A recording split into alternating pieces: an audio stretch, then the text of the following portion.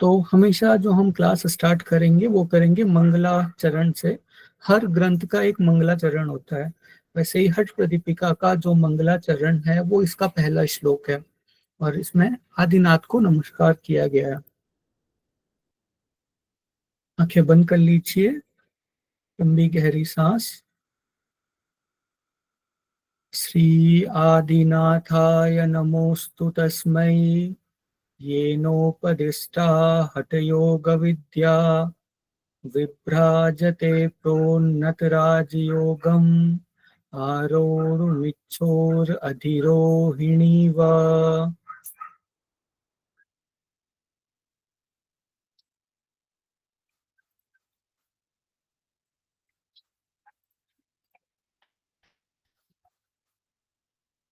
Screen visible है आप लोगों को? जी sir. Yes sir, yes sir.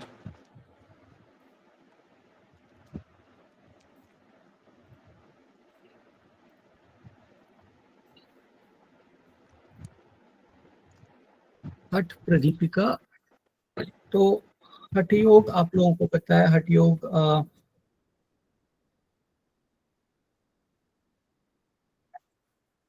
Hatha Pradipika दो शब्दों से मिलकर बना हुआ है, हठ और प्रदीपिका। तो हठ का मतलब है यहाँ पे हठ योग। अब हठ योग क्या है ये हम आगे डिस्कस करेंगे। हठ योग के बारे में जो भी भ्रांतियां हैं वो भी हम डिस्कस करेंगे। तो हठ प्रदीपिका में हठ का मतलब है हठ योग और प्रदीपिका का मतलब होता है, यहाँ पे है प्रदीप। प्रदीप का मतलब होता है प्रकाश। तो प्रदीपिका का मतलब है प्रकाशित करने वाला। तो हठ प्रदीपिका का मतलब ऐसी पुस्तक जो कि हमें हठ योग का प्रकाश प्रदान कर रही है। इसलिए इसका जो नामकरण है वो स्वात्माराम जी ने हठ प्रदीपिका किया। तो ये हमारा पहला श्लोक है। श्री आदिनाथाय नमोस्तु तस्मै येनोपदिष्टा हठ योग विद्या विभ्राजते प्रोन्नत राजयोगम आरोढ़ मिच्छोर अधिरोहिणीव। तो बीच में हम संस्कृत में क्या करते हैं, कुछ शब्दों का हम वर्ड स्प्लिट करके बोलते हैं। जैसे श्री आदिनाथाय नमोस्तु तस्मै येनोपदिष्टा हठ योग विद्या विभ्राजते प्रोन्नत राजयोगम। अब यहाँ पे हम राजयोग नहीं बोलेंगे, यहाँ पे हम राजयोगम बोलेंगे। ये जो माँ है उसको हम यहीं पे ले लेंगे, राजयोगम। अब यहाँ पे से माँ हमने यहाँ ले लिया तो यहाँ पे बचा आ। कोई भी जो आपका संस्कृत में अक्षर बनता है वो बनता है आपके वर्णमाला में स्वरों और व्यंजनों से। तो जो माँ बना हुआ है, माँ में दो चीजें हैं, एक है माँ, एक व्यंजन है और इस पे है आ की मात्रा। तो हम क्या कर रहे हैं, हम यहाँ पे राजयोगम बोलेंगे और यहाँ पे आ की मात्रा बच जाएगी बस। तो इसे हम कैसे प्रोनाउंशिएट करेंगे, आरोड़ु मिच्छोर। अब ये हमें र आधा बोलना है। जैसे ये जो र बना हुआ है ये बनता है र प्लस अ। अब हिंदी में हमारा प्रोनाउंसिएशन थोड़ा सा खराब हो जाता है। जैसे हम बोलते हैं हठ योग, तो एक्चुअली वो हठ योग नहीं है, वो है हठ योग। ग पूरा है। जैसे दो शब्दों में अंतर देखिए, एक है ग, यहाँ पे हलंत लगा हुआ है, ये है आधा ग, और ये हठ योग। यानी कि ये ग कैसे बनता है आपका, ग प्लस अ। तो हिंदी में हमारा प्रोनाउंसिएशन खराब हो जाता है, लेकिन जब हम संस्कृत का श्लोक बोलेंगे तो हम ध्यान रखेंगे कि कहाँ पे ये बस ग है और कहाँ पे ये ग है, हठ योग। तो इसीलिए आपने देखा होगा जो भी लोग इंग्लिश में बोलते हैं वो बोलते हैं हठ योगा। तो वो हठ योगा भी नहीं है, आ की मात्रा नहीं है, वो है हठ योग। तो यहाँ पे हम क्या कर रहे हैं, आरोड़ मिच्छोर र को आधा लेंगे और फिर वहां पे वर्ड स्प्लिट कर देंगे। देखिए हम कैसे बोलेंगे इसे, यह है छोर, इसको आधा बोलेंगे और दूसरा जो हमारा सेंटेंस है वो हम आ से स्टार्ट करेंगे क्योंकि र का आ बच गया है अभी।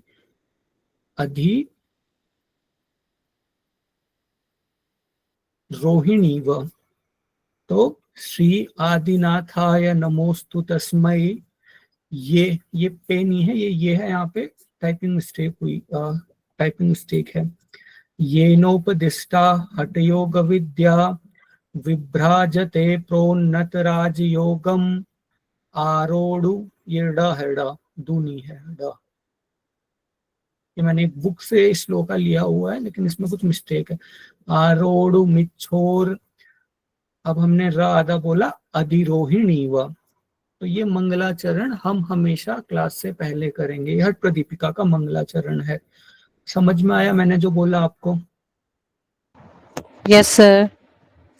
ओके, तो अब इसका मतलब क्या है? इसका मतलब ये है, श्री आदिनाथाय नमोस्तु तस्मै, मैं आदिनाथ, यानी कि अब आदिनाथ को हम कुछ भी समझ सकते हैं। आदिनाथ को लोग अपने अपने तरीके से इसका अर्थ निकालते हैं, लेकिन क्योंकि हम हठयोग पढ़ रहे हैं, क्योंकि नाथ परंपरा से संबंधित है, तो नाथ परंपरा में आदिनाथ भगवान शिव को माना जाता है, जहां से हठयोग आया है। आदि योगी, तो आदि योगी हमारे लिए भगवान शिव हैं, और जहाँ पे हम योगेश्वर बोलेंगे यानी कि योगियों के ईश्वर, तो वो भगवान कृष्ण को माना जाता है। तो श्री आदिनाथाय नमोस्तु तस्मै येनोपदिष्टा हठयोग विद्या, जिन्होंने हमें हठयोग की विद्या प्रदान की है। विभ्राजते प्रोन्नत राजयोगम, जो राजयोग में प्रोन्नत होना चाहते हैं, यानी कि राजयोग में आगे बढ़ना चाहते हैं। आरोढ़ मिच्छोर अधिरोहिणी व, आरोढ़ मिच्छोर, आरोढ़ होना का मतलब होता है सीढ़ी चढ़ना। तो राजयोग में जो लोग आगे बढ़ना चाहते हैं उनके लिए ये एक सीढ़ी के समान है।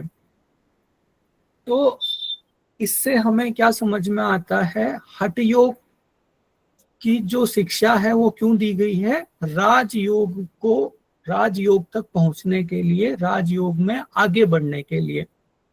तो फिर से मैं बोलता हूं इसे, आदिनाथ को यहाँ पे नमस्कार किया है, जिन्होंने की हठयोग की जो विद्या है वो हमें प्रदान की है। जो लोग राजयोग तक पहुंचना चाहते हैं, राजयोग के उच्च शिखर तक पहुंचना चाहते हैं, उनके लिए ये जो हठयोग है वो एक सीढ़ी के समान है।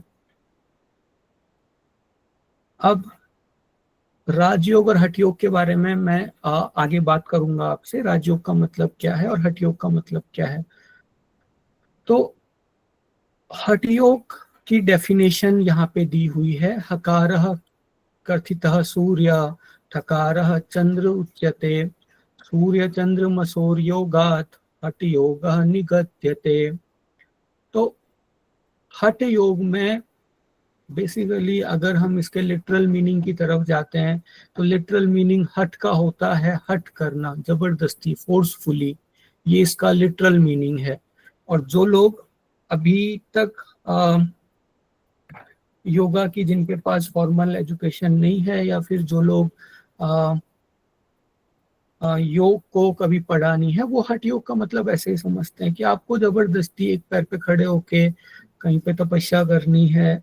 इस तरीके से लोगों का फर्स्ट पर्सपेक्टिव होता है। लेकिन हठ योग में, इंटरेस्टिंगली, हठ योग में कहीं भी जबरदस्ती शब्द नहीं आया हुआ है, कहीं भी फोर्सफुली नहीं करनी है कोई चीज। हठ शब्द क्यों हमारा आया है? हकारः कथितः सूर्य, हा का मतलब होता है सूर्य,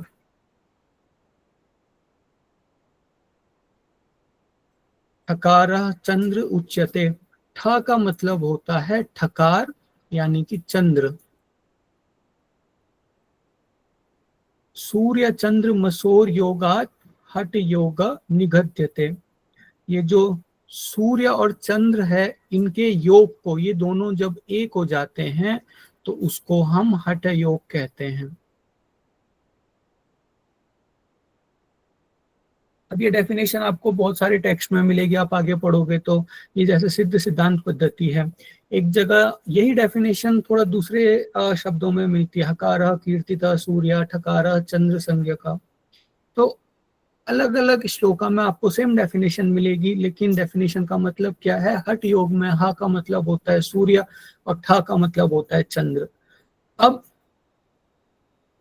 क्या कहना चाह रहे हैं थोड़ा मैं वो आपको समझाने की कोशिश करता हूँ। एग्जाम में आपको यही आएगा हा और ठा में क्यों ऐसा बोला गया है, लेकिन अगर हम थोड़ा इसके पीछे का लॉजिक देखें तो जो हमारी ह्यूमन बॉडी है उसमें दो प्रकार की एनर्जी है और बहुत सारी फिलॉसफीज इस चीज को एक्सेप्ट करती हैं। एक एनर्जी है मेल एनर्जी और एक एनर्जी है फीमेल एनर्जी। जो मेल्स हैं उनके अंदर मेल एनर्जी ज्यादा है, लेकिन उनके अंदर फीमेल एनर्जी भी है। सिमिलरली जो फीमेल्स हैं उनके अंदर फीमेल एनर्जी ज्यादा है, लेकिन साथ में मेल एनर्जी भी है। तो इन्हीं दो एनर्जीज को जब हम अपनी बॉडी में एक कर देते हैं तो उसे ही हठ योग कहा गया है। ये मेल एनर्जी रिप्रेजेंट करता है सूर्य और ये रिप्रेजेंट करता है चंद्र। ये जो सूर्य है ये हमारी बॉडी में राइट नॉस्ट्रिल, जो हमारी राइट नॉस्ट्रिल है वो सूर्य को रिप्रेजेंट करती है, और जो चंद्र है वो हमारी लेफ्ट नॉस्ट्रिल।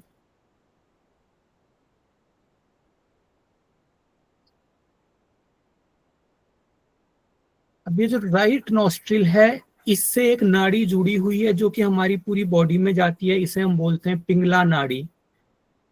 और जो लेफ्ट नॉस्ट्रिल है उससे एक नाड़ी जुड़ी हुई है। नाड़ी का मतलब नर्व्स, जैसे मॉडर्न साइंस में हम बात करते हैं बहुत सारी नर्व्स होती है बॉडी में, क्रेनियल नर्व्स जो हमारे स्कल से निकली हुई है, ब्रेन से निकली हुई है, स्पाइनल नर्व जो हमारी स्पाइन से निकली हुई है। तो वैसे ही हमारी इंडियन फिलॉसफी में हम बात करते हैं नाड़ियों के बारे में। तो ये जो नाड़ी है इसमें प्राण का प्रवाह होता है। तो लेफ्ट नॉस्ट्रिल से आपका एक नाड़ी निकली हुई है जिसे हम कहते हैं इड़ा नाड़ी। अब जो सन है और जो मून है यहाँ पे, तो सन की प्रॉपर्टी क्या है, सूर्य की क्या विशेषताएं हैं? उष्णता प्रदान करता है। उष्णता प्रदान करता है, उग्र, गर्मी और तेज। सर लाइफ गिवर है sir, sun is a life giver. तो लाइफ गिवर। ठीक है, और मून की क्या क्या विशेषताएं हैं? सर शीतलता प्रदान करता है। शीतलता, वेरी गुड। जी। और शांत, शांत, ठंडक, ठंडक, लगभग शीतलता ही हो गया। शीतलता हो गया, यस सर। ठीक है, तो ये हमारे चंद्रमा की सर ये भी विशेषता। कह सकते हैं हम कि जैसे सूर्य जो है वो अग्नि अग्नि के प्रभाव का ध्यान रखता है, अग्नि को, और जो चंद्रमा है वो जल पे प्रभाव करता है। जैसे टाइड्स आती हैं सर मून के चेंजेस से, तो टाइड्स में बदलाव आता है वाटर वेव्स में, ओशन में। और हाँ, अब आप ऐसे रिलेट कर सकते हो। ठीक है, तो ये जो पिंगला नाड़ी है ये जुड़ी हुई है सूर्य तत्व से और ये जुड़ी हुई है चंद्र तत्व से। तो हमारी बॉडी में जितने भी फंक्शन है, जहाँ पे हमें उग्र रहना है, जहाँ पे हमें एक तेज की जरूरत है, वहाँ पे पिंगला नाड़ी एक्टिवेट होती है। जैसे कि जब हमारा सिंपैथेटिक नर्वस सिस्टम, अब आपने अगर ये थोड़ी बायोलॉजी पढ़ी होगी तो हमारी बॉडी में सिंपैथेटिक नर्वस सिस्टम होता है। सिंपैथेटिक नर्वस सिस्टम बॉडी को एक्टिवेट करता है किसी भी खतरे के लिए।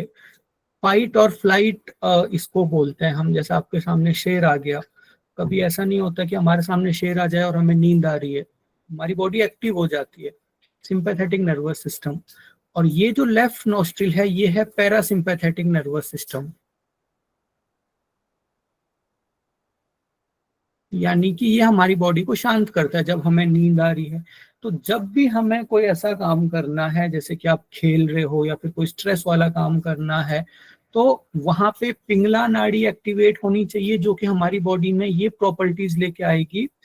और जब भी हमें कोई ऐसा काम करना है जहाँ पे कि हमें शांत रहने की जरूरत है, मान लीजिए आपको सोना है या फिर आपको आराम करना है या फिर आपको कोई ऐसा बौद्धिक काम करना है जिसमें कि शांति होनी चाहिए, तो ये वाली जो नॉस्ट्रिल है वो एक्टिवेट होनी चाहिए, लेफ्ट नॉस्ट्रिल।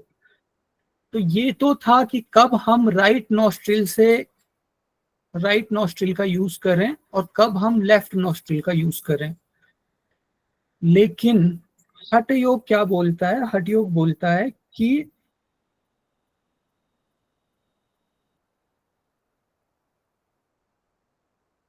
हठ योग बोलता है आपका, ये आपकी राइट नॉस्ट्रिल है, ये आपकी लेफ्ट नॉस्ट्रिल है। तो हठ योगा हमें क्या बोलता है? इसे हम अभी लेफ्ट बोल देते हैं, ये राइट, ठीक है, ये अपोजिट कर दी मैंने। हठ योगा बोलता है कि जब प्राण का प्रवाह, प्राण एक समय में या तो लेफ्ट नॉस्ट्रिल में होगा, एक समय में या तो राइट नॉस्ट्रिल में होगा। देखिए आप इस तरीके से देख सकते हैं, आप एक फिंगर को अपनी नॉस्ट्रिल के नीचे रखिए और जोर से एक्सेल कीजिए। आप थोड़ा सा उसके ऊपर अटेंशन देंगे तो आपको पता चल जाएगा कि कोई एक नॉस्ट्रिल एक्टिवेट है। अगर आपकी लेफ्ट नॉस्ट्रिल एक्टिवेट है, इसका मतलब अभी आपका दिमाग ज्यादा शांति की तरफ है। राइट नॉस्ट्रिल एक्टिवेट है, इसका मतलब सिंपैथेटिक नर्वस सिस्टम एक्टिवेटेड है और दिमाग थोड़ा सा आपका उग्रता की तरफ है, एक्टिवेटेड है। हठ योगा बोलता है कि एक समय में एक ही नॉस्ट्रिल एक्टिवेटेड होती है, लेकिन जब आप हठ योग के थ्रू दोनों नॉस्ट्रिल को बराबर एक्टिवेट कर देते हो, दोनों नॉस्ट्रिल में प्राण का जो प्रवाह है वो सेम हो जाता है, तो एक तीसरी नाड़ी है, जैसे लेफ्ट नॉस्ट्रिल मैंने बताया जुड़ी हुई है आपकी ईड़ा नाड़ी से, राइट नॉस्ट्रिल जुड़ी हुई है पिंगला नाड़ी से। अब एक समय में या तो ईड़ा एक्टिवेट होगी या तो पिंगला एक्टिवेट होगी, वो आप देख सकते हो अपनी कौन सी नॉस्ट्रिल एक्टिवेट है।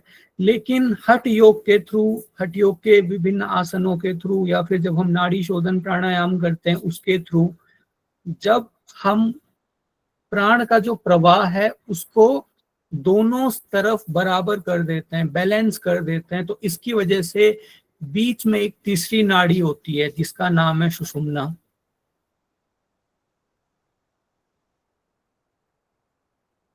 जो तीसरी नाड़ी है इसमें प्राण का प्रवाह होना शुरू हो जाता है।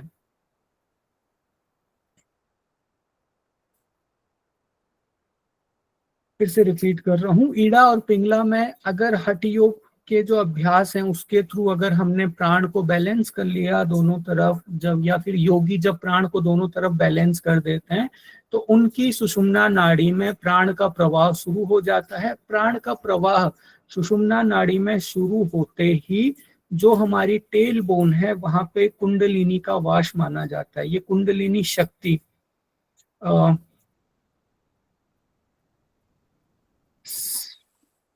कुंडलिनी एक सांप के फॉर्म में हमारी टेल बोन के उसी रीजन में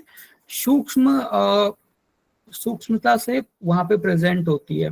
तो जब सुषुम्ना में प्राण का प्रवाह आता है तो उसकी वजह से ये जो सोई हुई कुंडली थी ये उठ जाती है और ऊपर की तरफ जाती है और बीच में सभी चक्रों का भेदन करते हुए ऊपर हमारे सहस्त्रार्थ चक्र में पहुंचती है और सहस्त्रार्थ चक्र को हम शिव स्थान बोलते हैं।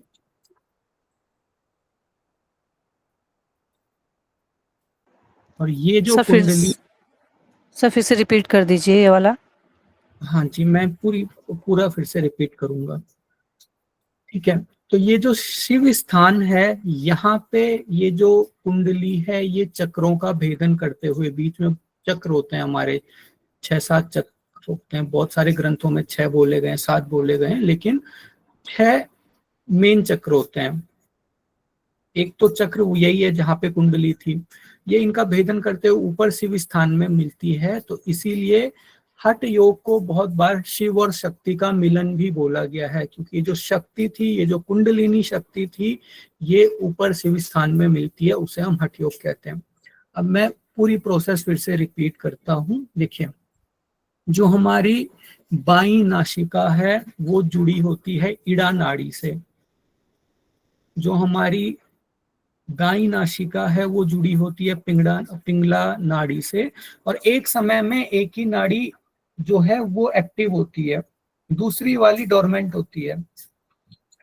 ये आप अभी ट्राई कर सकते हो, लेकिन हठ योग के माध्यम से, हठ योग के विभिन्न आसनों के माध्यम से, या फिर जो हम नाड़ी शोधन प्राणायाम करते हैं उसके माध्यम से, जब योगी प्राण को दोनों तरफ बैलेंस कर देता है कि जितना राइट में चल रहा है उतना ही लेफ्ट में भी चलेगा, जब योगी प्राण को बैलेंस कर देता है लंबे टाइम के लिए, तो जो प्राण है वो बीच में एक नाड़ी होती है जिसे सुषुम्ना नाड़ी कहते हैं, तो प्राण उस सुषुम्ना नाड़ी में प्रवाहित होने लगता है।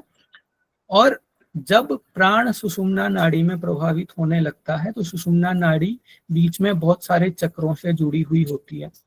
इन चक्रों में जो सबसे हमारा लोवेस्ट है हॉरिजॉन्टली नीचे की तरफ, उसे हम बोलते हैं मूलाधार चक्र। वो है मूलाधार चक्र, है शक्ति का स्थान, कुंडलिनी का स्थान। ऐसे योग के अनुसार इसी कुंडलिनी शक्ति से हमें सारी की सारी एनर्जी मिल रही है।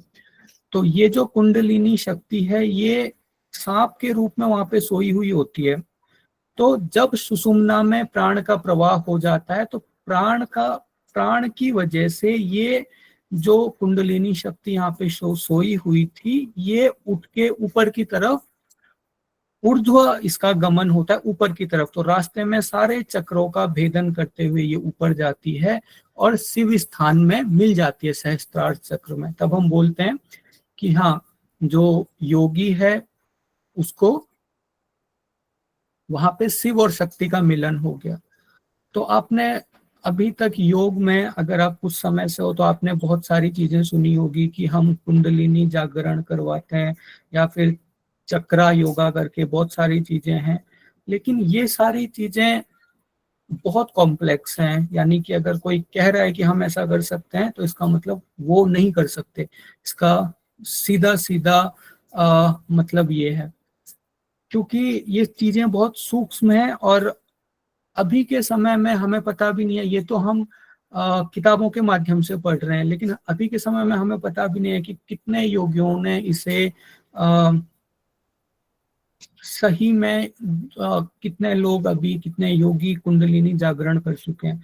तो ये कुंडलिनी जागरण, चक्रों का भेदन, ये जितने भी टर्म सुनाई देते हैं ये सारे हठ योग से रिलेटेड हैं।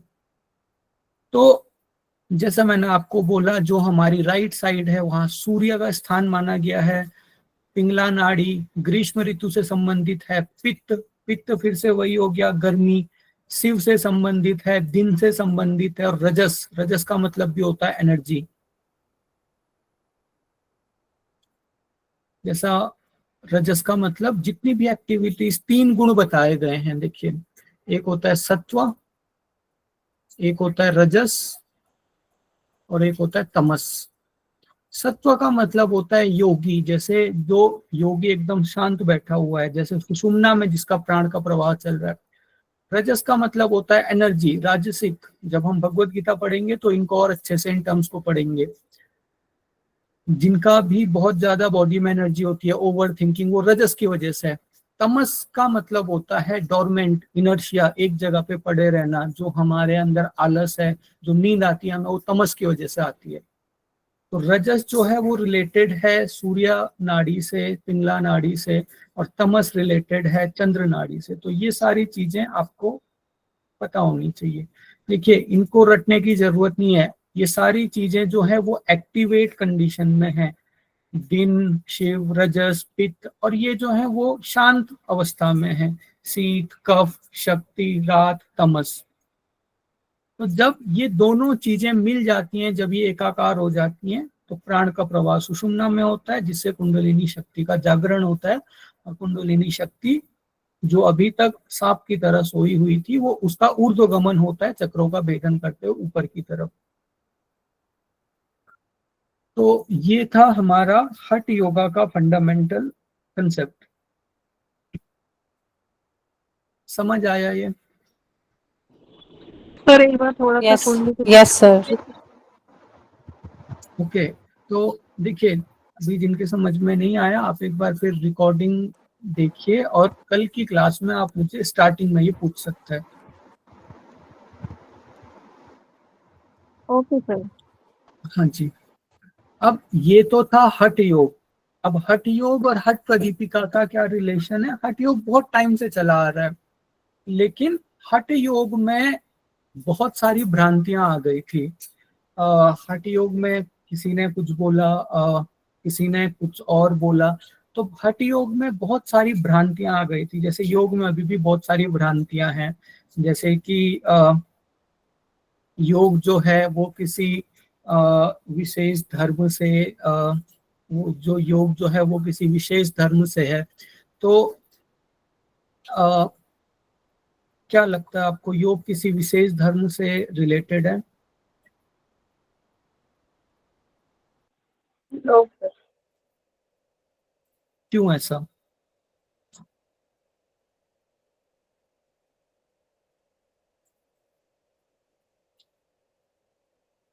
सर क्योंकि हमारे जितने भी ऋषि मुनि योगी या ज्ञानी जन हैं, वो कुछ भी ऐसे कार्य करते हैं तो वो सभी जन मानस के लिए करते हैं, किसी एक धर्म संप्रदाय या फिर परंपरा के लिए नहीं करते हैं, सभी के लिए करते हैं वो।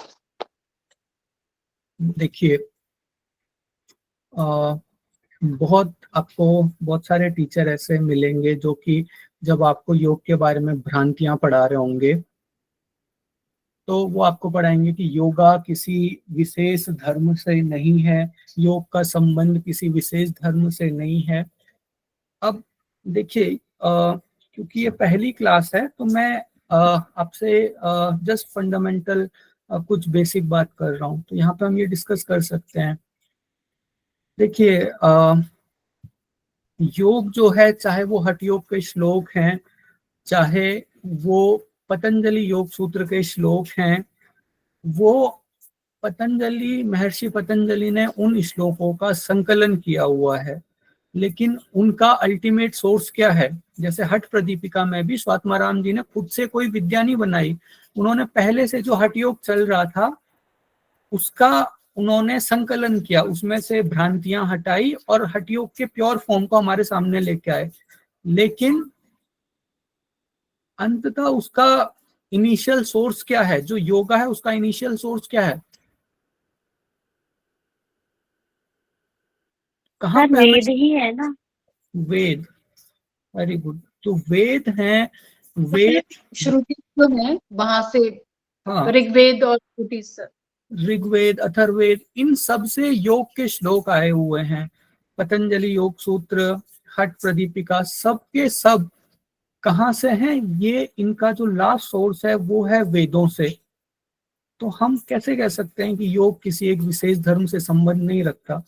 देखिए, यहाँ पे हम ये बोल सकते हैं कि योग पूरी मानवता के लिए है, लेकिन एट द सेम टाइम हमें जिस रिलीजन से, जिस सनातन संस्कृति से ये हमारे पास आया है, हमें उन्हें भी क्रेडिट देना चाहिए, उनका सम्मान करते हुए। अगर आप योग करना चाहते हो, कोई भी धर्म का, किसी भी संप्रदाय के लोग योग कर सकते हैं, उसमें कोई मनाही नहीं है।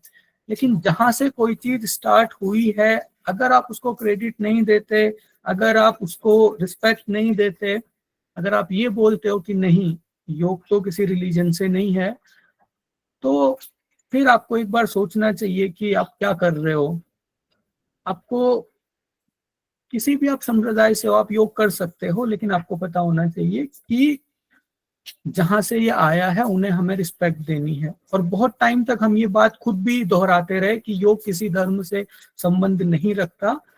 इसी का परिणाम क्या हुआ कि बहुत सारी जो अमेरिकन कंपनीज वगैरह हैं वो प्राणायाम वगैरह का पेटेंट कराने लग गए कि ये हमने इन्वेंट किया है।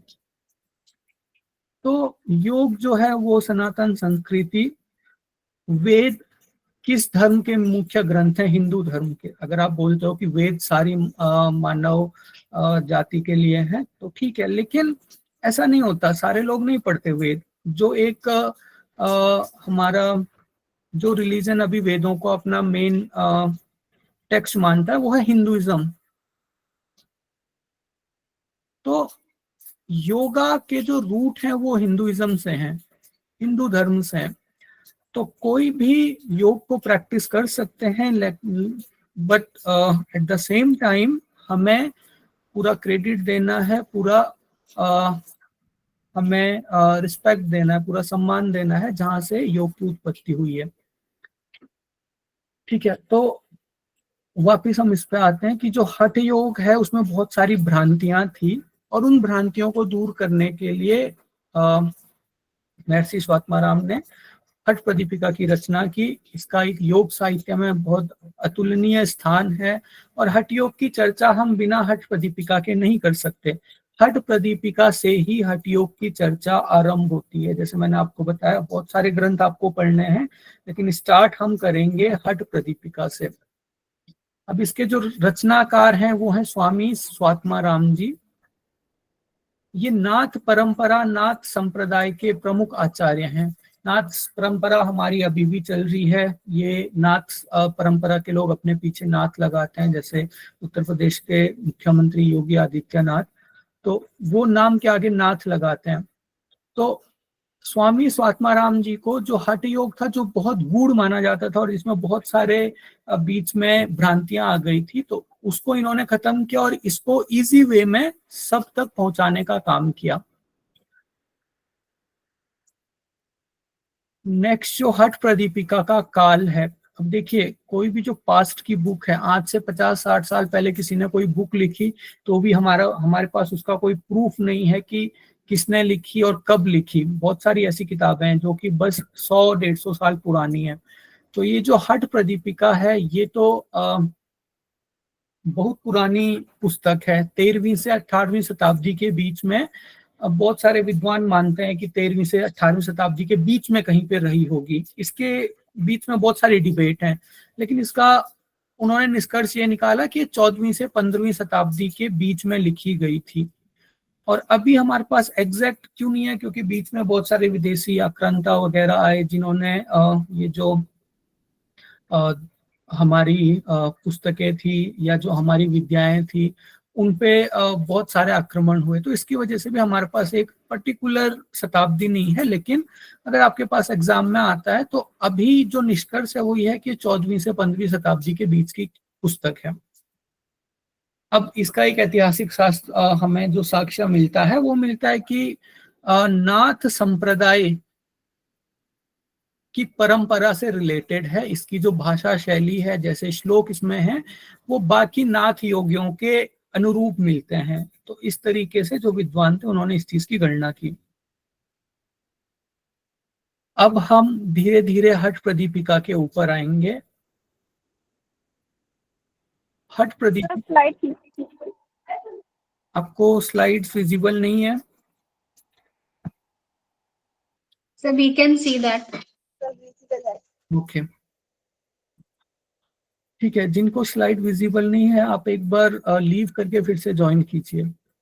देखिए, हम जब स्टार्ट करते हैं हठ प्रदीपिका तो भगवान आदिनाथ को नमस्कार करने से शुरू करते हैं। भगवान आदिनाथ यानी कि भगवान शिव, इन्हीं से हठ योग की स्टार्टिंग मानी जाती है। इन्होंने ही नाथ परंपरा को स्टार्ट किया था। देखिए, कहानियों के अनुसार भगवान शिव माता पार्वती को योग का ज्ञान दे रहे थे, तो वहीं पे से जो मत्स्येंद्र नाथ जी हैं, उन्होंने इसको सबसे पहले सुना, फिर उन्होंने इसे आगे बढ़ाया।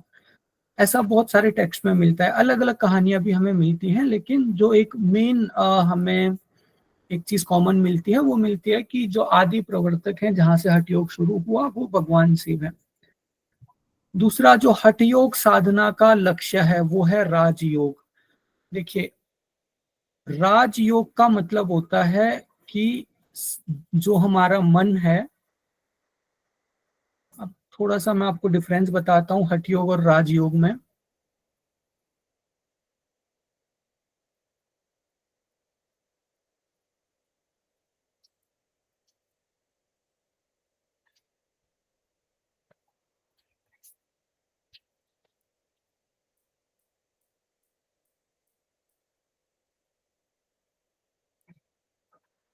योग चित्त वृत्ति निरोधा, ये सूत्र आपने सुना है पहले। चित्त वृत्तियों का निरोध योग है। Yes sir. यानी कि जो चित्त है, हाँ जी, चित्त में जो वृत्तियां जब वो समाप्त हो जाती है तो चित्त हमारा एकदम जो है वो स्थिर हो जाता है, उसे राजयोग कहते हैं। यानी कि अगर मैं बहुत इजी वर्ड्स में बोलूं तो जो आपका माइंड है वो पूरी तरह से काम हो जाना चाहिए, शांत हो जाना चाहिए। तो जब महर्षि पतंजलि माने जाते हैं कौन सी शताब्दी के, दूसरी से 5वीं शताब्दी के बीच में, ये महर्षि पतंजलि का पतंजलि योग सूत्र माना जाता है। उस समय तक लोगों के लिए बहुत आसान था एकदम बैठ के अपना दिमाग शांत करना। इसीलिए जो हमारा पतंजलि योग सूत्र है उसमें आसन की परिभाषा क्या है, स्थिर सुखम आसनम प्रयत्न शैथिल्य अनंत समापत्तिभ्याम, कि आप एक जगह स्थिर और सुखपूर्वक बैठ जाओ, प्रयत्न शैथिल्य अपने सारे प्रयत्नों को पूरा शून्य कर दो, अनंत समापत्तिभ्याम और अनंत में ध्यान लगाओ। ये उनके अनुसार आसन की परिभाषा थी, क्योंकि उस समय के योगियों को ये आसान था कि आप एक जगह पे बैठ के और ध्यान लगाना शुरू कर दो। लेकिन जैसे जैसे हम आगे बढ़े वैसे वैसे एक जगह बैठ के ध्यान लगाना जो है वो मुश्किल होता गया। जैसे अभी मैं आपको बोलूं कि आप एक जगह बैठ के ध्यान करो तो हम में से शायद ही किसी के लिए पॉसिबल होगा। तो जो हठ योग है, हठ योग का बेसिक कंसेप्ट क्या है कि आप अपनी बॉडी के थ्रू अपने माइंड को शांत करने की कोशिश करो। ये जो माइंड को शांत करना यानी कि राजयोग की अवस्था। तो शरीर के माध्यम से जब हम मन को शांत करने की कोशिश करते हैं तो जैसे मैंने अभी आपको बताया ना, हकार यानी कि सूर्य और चंद्र, हकार और ठकार। तो शरीर के माध्यम से जब हम अपने मन को शांत करने की कोशिश करते हैं, मन को शांत करना यानी कि राजयोग, तो वो हमारा हठ योग का उद्देश्य है। एक आपने और नाम सुना होगा सेम फिलॉसफी के ऊपर, बोधि धर्मन। तो बोधि धर्मन यहाँ से ये जो कलारी एक मार्शल आर्ट की फॉर्म है, उसमें वो एक्सपर्ट थे और वो यहाँ के बाद चाइना गए। चाइना जाने का उनका जो मेन मोटिव था वो था वहाँ के लोगों को मेडिटेशन सिखाना। लेकिन उन लोगों का शरीर इतना कमजोर था कि उनके अनुसार ये लोग मेडिटेशन में बैठ ही नहीं सकते। तो उन्होंने सबसे पहले उन्हें कलारी की शिक्षा दी, बाद में वो कुंफू के नाम से फेमस हुआ। तो सेम हठ योग में आप अपनी बॉडी के थ्रू अपने मन को शांत करने की कोशिश करते हो। सबसे पहले आप आसन करोगे, आसन में थोड़ा सा आपका जो रजस है वो शांत हो जाएगा। उसके बाद आप प्राणायाम करोगे, अपने श्वास के ऊपर आओगे, फिर प्राणायाम के बाद आप मुद्रा, और लास्ट में आप नाद अनुसंधान यानी कि ध्यान के ऊपर आओगे। लेकिन जो भी आप कर रहे हो हठ योग में, चाहे आप ये आसन कर रहे हो, चाहे आप दूसरा प्राणायाम कर रहे हो, वो सबका सब आप क्यों कर रहे हो? क्योंकि आपको अपने माइंड को शांत करना है, राजयोग तक पहुंचना है। हठ प्रदीपिका में लिखा हुआ है, पीठानी कुंभकाश्चित्रा सर्वाण्यपि हठाभ्यासे राजयोग फलाविधि। तब तक करने चाहिए जब तक राजयोग की प्राप्ति ना हो जाए। राजयोग की प्राप्ति से क्या समझते हो आप लोग? राजयोग की प्राप्ति से क्या मतलब है यहाँ पे? समाधि योग। राजयोग की प्राप्ति का मतलब योगश चित्त वृत्ति निरोधा। जब तक मन शांत ना हो जाए, जब तक वृत्तियों का निरोध ना हो जाए, तब तक आपको हठ योग के जितने भी आसन हैं, कुंभक हैं, मुद्राएं हैं, इनका अभ्यास करते रहना है। तो हठ योग का लक्ष्य क्या है? राजयोग की प्राप्ति यानी कि मन को शांत करना। ग्रंथ जो है वो प्रारंभ होता है सिद्धों और आचार्यों को नमस्कार करने से। जितने भी नाथ संप्रदाय के सिद्ध हैं, मत्स्येंद्र नाथ, गोरक्षनाथ, चौरंगी, ये सभी सिद्धों का नाम स्टार्टिंग में आता है और इससे ये ग्रंथ शुरू होता है। अब हठ प्रदीपिका में चतुरांग योग का वर्णन है। अष्टांग योग का वर्णन कौन से ग्रंथ में है? पतंजलि योग सूत्र। हाँ, पतंजलि योग सूत्र। सप्तांग योग का वर्णन गेरंड संहिता। गेरंड संहिता। षडांग योग का वर्णन गोरक्ष संहिता।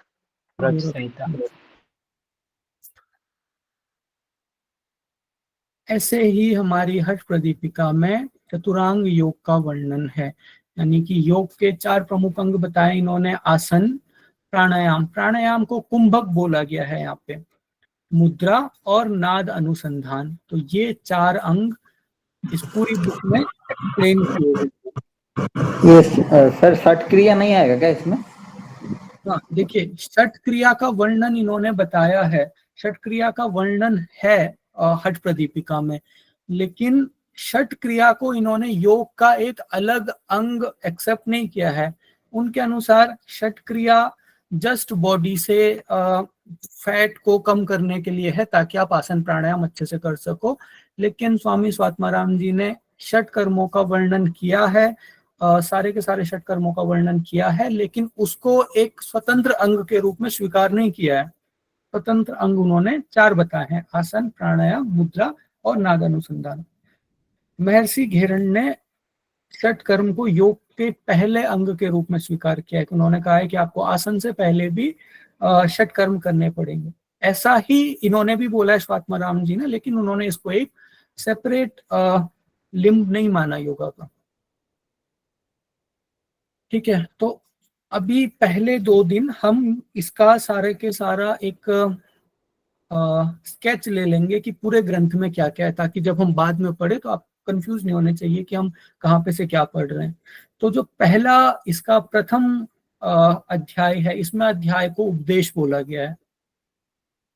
तो प्रथम जो अध्याय है, सबसे पहले उसमें आसनों का वर्णन है, फिर स्थान निर्धारण है, साधक बाधक तत्व है और यम नियम है। ये सारी चीजें हैं इसमें, सारे आसनों का वर्णन, स्थान निर्धारण, योगा के लिए कौन सा स्थान सबसे उपयुक्त है, साधक बाधक तत्व, कौन से तत्व योग में सहायक हैं उन्हें साधक तत्व बोला, कौन से तत्व योग में बाधक हैं उन्हें बाधक तत्व बोला। बाधक तत्व जैसे अत्याहार, प्रयाश्च, प्रजल्पो, नियमाग्रह। अत्याहार यानी कि बहुत ज्यादा खाना, प्रयाश्च बहुत ज्यादा प्रयास करना। तो इस तरीके से उन्होंने 6 बाधक तत्व और 6 साधक तत्व बताए। यम नियम, तो जैसे हमारे पतंजलि योग सूत्र में 5 यम है और 5 नियमों का वर्णन है, यहाँ पे 10 नियम और 10 नियमों का वर्णन है हठ योग में। दूसरे उपदेश में प्राणायाम और षट कर्म के बारे में बताया इन्होंने, और नाड़ी शोधन की पूर्वता की, क्यों नाड़ी शोधन जरूरी है प्राणायाम से पहले। तीसरे चैप्टर में तृतीय उपदेश में इन्होंने मुद्राएं व कुंडलिनी साधना के बारे में बताया, और चतुर उपदेश में इन्होंने नाद अनुसंधान, इन्होंने समाधि के एक स्पेशल टाइप के बारे में बताया, वो है नाद अनुसंधान। तो इसमें समाधि का और अलग अलग नाड़ियों का वर्णन हमें चतुर्थ उपदेश में मिलता है। पंचम जो इसका उपदेश है, ये पंचम उपदेश थोड़ा सा डिबेटेबल है। बहुत सारे ग्रंथों में हमें पंचम उपदेश नहीं मिलता, यानी कि हठ प्रदीपिका की जितनी पांडुलिपियां हैं उनमें से बहुत सारे में पंचम उपदेश नहीं है। लेकिन जब हम कैवल्य धाम की हठ प्रदीपिका उठाते हैं तो वहां पे हमें पंचम उपदेश भी मिलता है। तो इस पंचम उपदेश में यौगिक चिकित्सा का वर्णन है कि आपको जब त्रिदोष से संबंधित कुछ प्रॉब्लम हो जाए, जैसा हमारे शरीर में 3 दोष हैं, वात, पित्त, कफ। वात बढ़ने से जॉइंट्स पेन वगैरह, ओवर थिंकिंग, इंसोम्निया, नींद ना आना, ये प्रॉब्लम होती है। पित्त की वजह से इंडाइजेशन, आगे जाके पाइल्स, कफ की वजह से डायबिटीज वगैरह की प्रॉब्लम होती है। तो पर्टिकुलर बॉडी में जो दोष पड़ा है उसके लिए आप क्या यौगिक चिकित्सा कर सकते हो, ये इन्होंने पंचम अध्याय में बताया है। फिर से मैं रिपीट कर रहा हूं, सारी पांडुलिपियों में पंचम अध्याय नहीं है।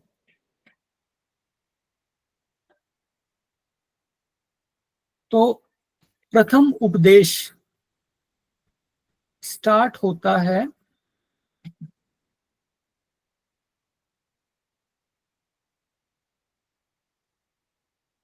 ठीक है, तो प्रथम उपदेश स्टार्ट होता है नाथ संप्रदाय के वर्णन से।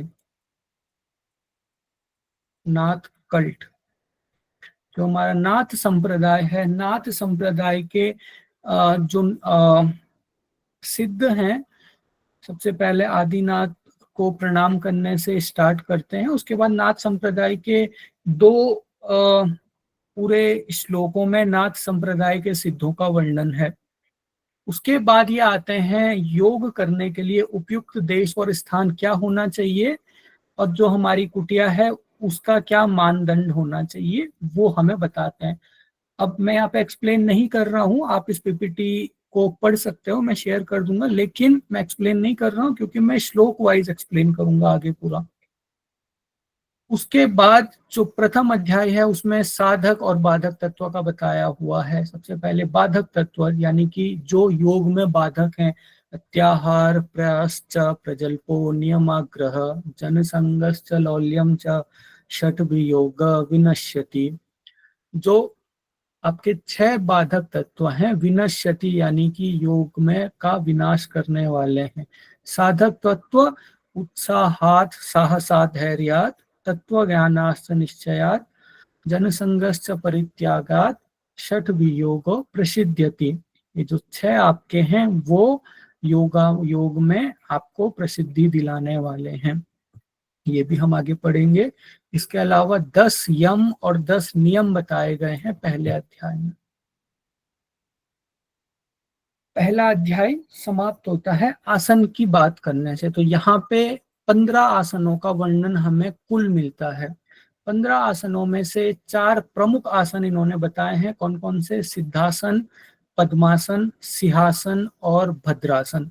ये 4 प्रमुख आसन हैं, और 4 प्रमुख आसन में से भी स्वात्माराम जी बोलते हैं कि अगर आपको एक ही का अभ्यास करना है तो वो आप करो सिद्धासन का अभ्यास। तो यानी कि इन्होंने क्या बताया, हमें 15 आसनों के बारे में बताया। 15 आसन में से 4 मेन आसन बताए, और 4 में से इन्होंने बोला कि सबसे जो आपका बेस्ट आसन है वो है सिद्धासन।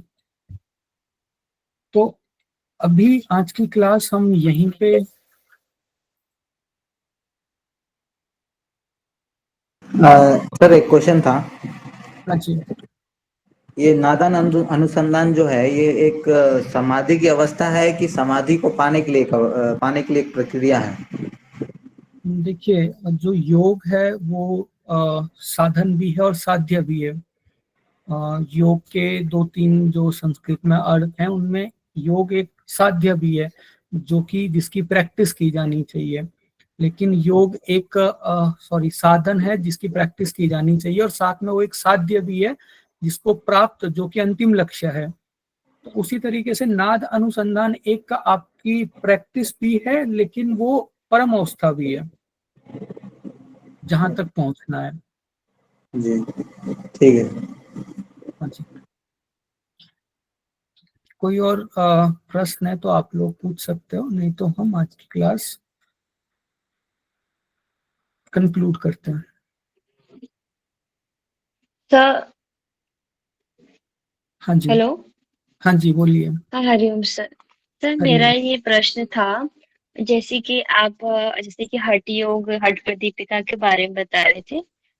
जैसे कि हठ योग जो है वो बहुत उसका विस्तार है, पर जो हठ प्रदीपिका और जैसे कि बाकी जो हठ योग जो ग्रंथ है वो मतलब इतने बड़े, इतना विस्तार हठ योग को बस ऐसे कि छोटे छोटे माध्यम है जो उनको हठ योग को बताने का प्रयास करते हैं। हम्म, हाँ जी। मतलब हाँ, तो मतलब सिर्फ हठ प्रदीपिका को लेकर ही नहीं, अगर यदि हमको हठ योग समझना है तो मतलब हठ योग के जितने भी संबंधित जितने ग्रंथ हैं हमें सब पढ़ने आवश्यक है, हाँ अगर हठ योग के विस्तार को हमें जानने का प्रयास करना है तो। हाँ देखिए, इसमें 2 पर्सपेक्टिव हैं। एक पर्सपेक्टिव है कि आप कंपटीशन की तैयारी के लिए कुछ पढ़ रहे हो, और दूसरा है कि आप जस्ट ज्ञान बढ़ाने के लिए पढ़ रहे हो। तो पहला है कि अगर आप कंपटीशन के लिए पढ़ रहे हो तो कंपटीशन में आपकी हठ प्रदीपिका और घेरण संहिता से किसी भी श्लोक से आपसे सवाल पूछ सकता है। दोनों के दोनों ग्रंथ श्लोक वाइज, अगर आप श्लोक ना भी याद करो तो भी आपका सारे श्लोक में क्या क्या लिखा हुआ है एटलीस्ट उसका हिंदी ट्रांसलेशन आपको डीप में पता होना चाहिए। बाकी के जो ग्रंथ हैं जैसे कि शिव संहिता, गोरक्ष संहिता, सिद्ध सिद्धांत पद्धति, यहाँ पे से अभी थोड़ा पूछने लगा है यूजीसी, लेकिन इनको मोस्टली जब हम इनको भी पढ़ाते हैं तो इनको हम श्लोक वाइज नहीं पढ़ाते हैं, समरी वाइज नोट्स बना के पढ़ाते हैं। तो एक है कि यूजीसी नेट के सिलेबस में आपका ये 2 किताबें हठ प्रदीपिका और घेरण संहिता पूरी की पूरी है, और बाकी की किताबें इनकी समरी अभी मोस्टली यूजीसी पूछता है, और इन 2 किताबों से आपको श्लोक भी याद करने पड़ेंगे। दूसरा है आपको ज्ञान बढ़ाने के लिए, तो वहां पे देखिए हठ योग की बहुत सारी किताबें हैं। उसके बाद हठ हठ प्रदीपिका, घेरण संहिता, बहुत सारे उपनिषद हठ योग के आ जाते हैं। लेकिन हठ प्रदीपिका जो है वो सबसे इजी फॉर्म में लिखी हुई है। तो अगर आपको नॉलेज के लिए भी पढ़ना है तो सबसे पहले आपका बेस क्लियर होना चाहिए कि प्राण क्या होता है, नाड़ियां क्या होती है। तो वो स्टार्ट करने के लिए हठ प्रदीपिका सबसे सरल पुस्तक मानी जाती है। तो स्टार्ट आपको यहाँ से करना है, पर बाकी आप सारी चीजें पढ़ सकते हो अगर आप नॉलेज के लिए पढ़ रहे हो। Okay sir, thank you. और सर एक क्वेश्चन ये था कि आपने शुरुआती में जो हठ प्रदीपिका, जैसे कि हठ योग और हठ प्रदीपिका को जो आपने शुरुआती अर्थ बताया था कि हठ प्रदीपिका जो ये ग्रंथ है, इसे आपने क्या कहा था कि प्रकाश, थोड़ा सा हाँ, एक बार प्रदीप रिपीट कर हाँ, दीजिए। देखिए प्रदीप का मतलब होता है प्रकाश, प्रदीपिका का मतलब होता है प्रकाशित करने वाला। तो जो हठ योग को प्रकाशित कर रहा है, यानी कि हठ योग के का जो प्रकाश है वो फैला रहा है, इसीलिए उन्होंने इसका नामकरण हठ प्रदीपिका किया। Okay sir, thank you. ठीक है, तो आज की क्लास हम कंक्लूड करते हैं एक बार ओम और 3 बार शांति के साथ। ओम शांति शांति शांति। Thank you. Thank you, nice class sir. Thank you. Okay sir.